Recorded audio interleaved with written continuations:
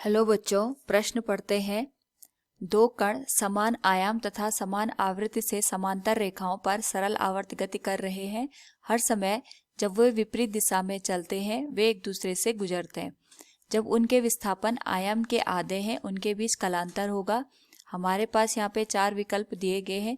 तो सबसे पहले हम यहाँ पे मुख्य अवधारणा का प्रयोग करेंगे और हमारे पास यहाँ पे मुख्य अवधारणा बनेगी सरल आवर्त गति। तो सरल आवर्त गति में अगर हम बात करें यहाँ पे तो दो कण हमारे पास दे रखे हैं, दोनों के आयाम और यहाँ पे आवृत्ति समान है, साथ में वो समांतर रेखाओं में सरल आवर्ती गति कर रहे हैं। तो अगर हम यहाँ पे मान के चलें, यहाँ पे हमारे पास दो कण दे रखे हैं। एक कण को हम मान लेते हैं यहाँ पे P है और ये अपनी मीन या फिर माध्यावस्था में यहाँ पे दे रखा है। इसका जो अधिकतम विस्थापन हो रहा है यहाँ पे A के बराबर हमें दे रखा है। किसी क्षण इसका जो विस्थापन है वो हमारे पास कुल विस्थापन का या कुल आयाम का आधा हो जाता है, यानी हमारे पास जो कण P है वो यहाँ पे कहीं हमें दे रखा है।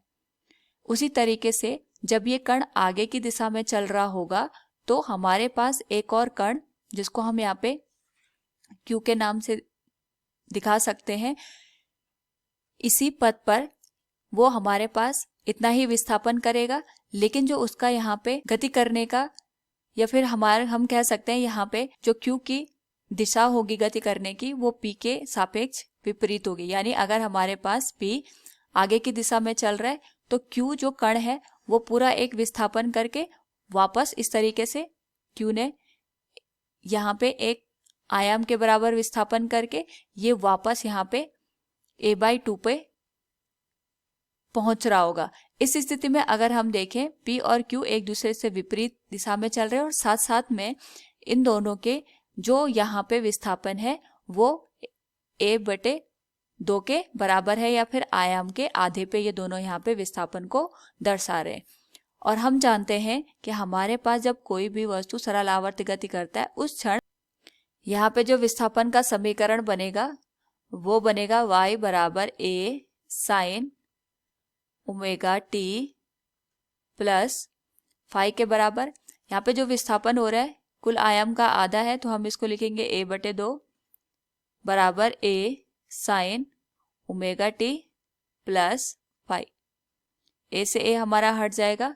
इस स्थिति में अगर हम देखें यहाँ पे तो हमारे पास जो मान आएगा ये आएगा sine omega T plus phi और ये हो जाएगा 1/2 के बराबर। तो यहाँ से अगर हम देखें तो ओमेगा टी प्लस फाई का जो मान आएगा ये हमारे पास आएगा साइन इनवर्स 1/2 और जो ओमेगा टी प्लस फाई ये हमें मान है, इसको हम लिख सकते हैं π/6 5 π/6 और भी हमारे पास मानों के लिए ये मान सही साबित होगा। लेकिन अगर हम बात करें यहाँ पे P कण के लिए तो P कण के लिए ओमेगा टी प्लस फाई इसको हम यहाँ पे del1 मान लेते हैं।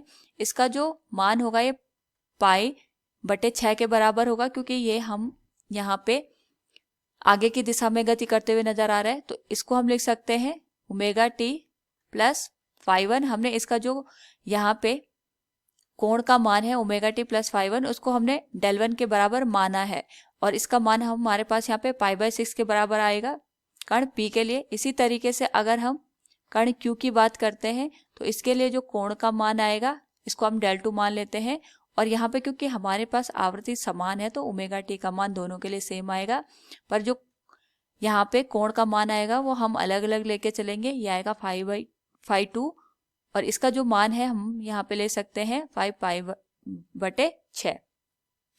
अब हम यहाँ पे दोनों के कोणों का या दोनों का जो कलांतर है अगर हम उसको निकालें तो हमारे पास ये बन जाएगा del2 माइनस del1। तो यहाँ पे हमारे पास ओमेगा टी प्लस φ2 इसमें से ओमेगा टी प्लस φ1 इसको हम घटा देंगे तो ओमेगा टी से ओमेगा टी हमारा हट जाएगा और यहाँ पे φ2 माइनस φ1 का जो मान है ये बन जाएगा 5 π/6 माइनस पाई बटे 6। तो ये जो मान बनेगा ये आएगा 4 पाई बटे 6। तो यहाँ पे जो कलांतर है हम इसको लिख सकते हैं, ये हो जाएगा, इसको हम डेल फाई भी लिख सकते हैं, फाई 2 माइनस फाई 1, ये हो जाएगा हमारे पास 2 पाई बटे 3 के बराबर।